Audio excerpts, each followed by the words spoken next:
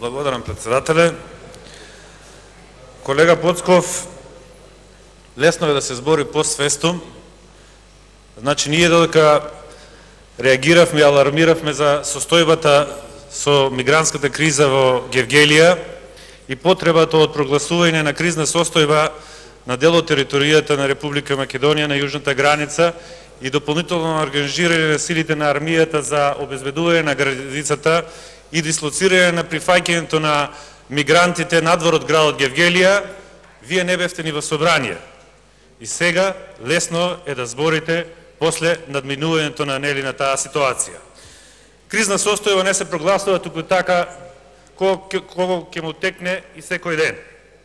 Друга страна, велите дека од ова не треба да се прави политика, а вие правите политика дека државата не на соодветен начин, не во 5 до 12, неко до 12:05 се справила со мигрантската криза. Велите дека има голема диспропорција помеѓу евидентираните мигранти и вкупниот број на влезени мигранти. Колега Поцков, не е точно. 12 компјутери се на располагање во самиот прифатен камп на Министерството за внатрешни работи за евиденција на сите мигранти. Ова е сликата од 10 часот са Бајлево, како се врши евиденција на сите мигранти на влез во кампот, прифатниот камп надвор од градот Гевгелија. Од друга страна, велите дека затаија и општината и државата.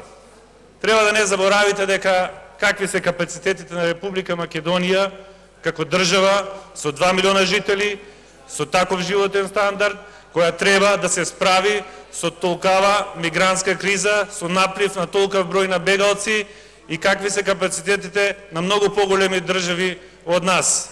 Затоа треба да го имаме тоа во предвид, да не плукаме по сопствената држава, да бидеме единствени, за да можеме на најбезболен начин да излеземе од оваа мигрантска криза, која што по сите наговестувања ќе продолжи во изминатиот период и не случајно до 6 месец се продолжува кризната состојба на јужната граница.